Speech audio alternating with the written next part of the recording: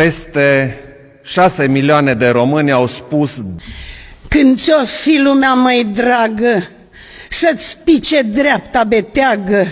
și să ajungi la cap de pod cerșetor slut și nărod, din puterea ta plină subtă de vreo curviștină, să ajungi sfrijit ca paiu, urleți ghersu ca buhaiu, limba să ți se împletească, să vorbești pe păsărească, să nu fie boală grea care în tine să nu dea, ardite ar focul, mangalul, să fii scopit ca muscalul, cânteți popa din scriptură, să-ți văz dafinul pe gură, crai parșiv din țigănie, că m-ai omorât de vie când m-ai luat din casă fată crudă și nevinovată și m-ai spintecat în două sub cerul cu lună nouă și în loc să mă iei mireasă, m-ai lăsat să zac borțoasă și te-ai dus. Duce-te arapa, unde și-a dus mutul iapa. Sunt perfect de acord.